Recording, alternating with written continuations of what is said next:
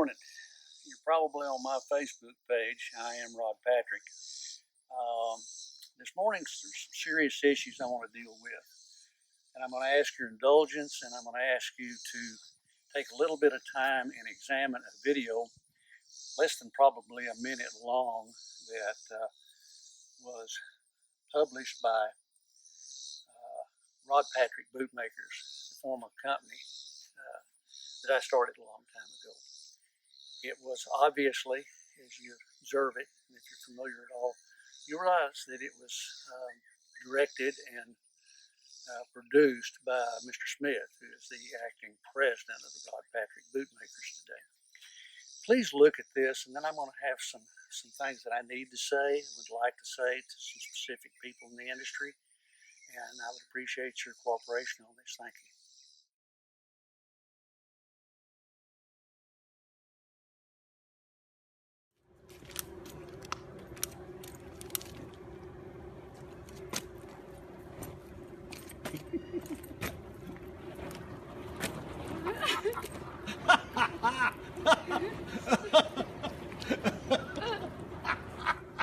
Alright, I need to get you in the background.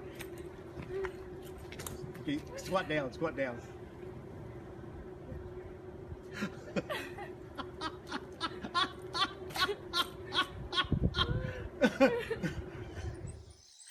Briefly, I would like to tell you a very short history. If you will notice in the video that you've watched to this point, the boots that were abused and horribly treated in the video were Rios Mercedes. I will tell you that the interesting thing, a lot of people don't know, is Trainer Evans, who has been the owner and run Rios Mercedes for years. He and I started in the same company, Rios Mercedes, in the 60s. Jody Evans, Trainer's dad, was the general manager of that company. And right at the end of the 60s, ended up buying the company. Trainer and I were there. We were both employees at the time. The interesting part is, over the years, Trainer and I, Rios Mercedes and Rod Patrick Bootmakers, were real competitors. The fun in it today, when I look back, was we both came from the same mold. We both had the same aspirations for our companies, and that was what was the end goal and the value to the real consumer at the end. We didn't try to build product at a price point. We tried to build product that would service the professional horsemen and good cattlemen in this country. I think our competition today, when I look back, probably made both of us better. At any rate, after that period in the 80s, Rod Patrick was going along. I was very happy with the company. The company was very successful. And I had two young men in my company that were going to be the future of the company. One was a young man by the name of Jim Barner, who I had felt like was a son, and I think he felt of me as a father, who worked with and around me for about 12 years. And my son, Sean Patrick. Some of you will remember him. Both those young men died about 6 months apart. And consequently, the future of the Rod Patrick, as I had designed it and developed it, was at risk. I think I was troubled a great deal at the time. The David Dean's companies, Miller International, came to me and they wanted to buy the company. They wanted the name, certainly. They wanted to get in the boot business. I considered it and made the decision to sell it. I'm not going to get into a lot of history about what's happened since then. I will tell you I've not been satisfied at all with the promises not being kept, that the company would go on in the same framework that it was originated and purchased. But I do now want to address the fact that I looked at this video. It was shown to me by some retailers 2 weeks ago and a few consumers that had seen it. It was posted on the website at the Rod Patrick Bootmakers. I think it's appalling. I think it certainly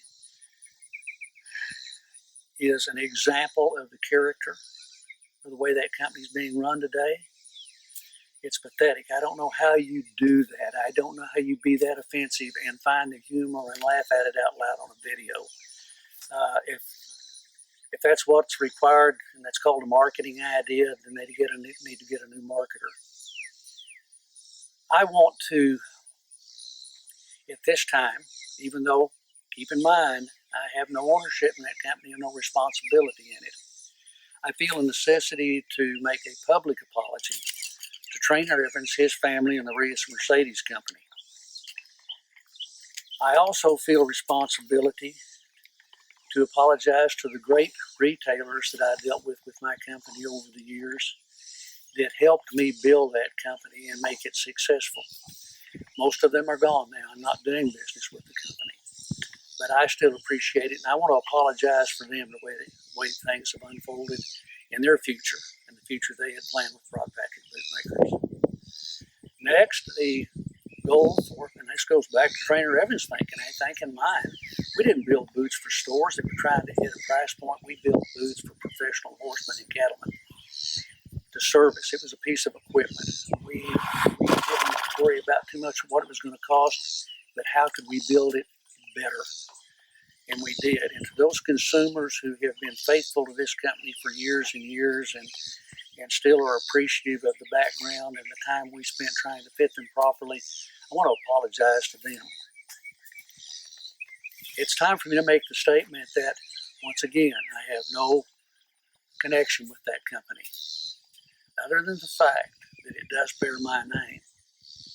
And I don't care how they want to act like they invented the company or they designed the concepts or are responsible for the success it once had. And the Rod Patrick Bootmakers, be aware of the fact I'm very disappointed. I apologize sincerely, and I am Rod Patrick. Thank you.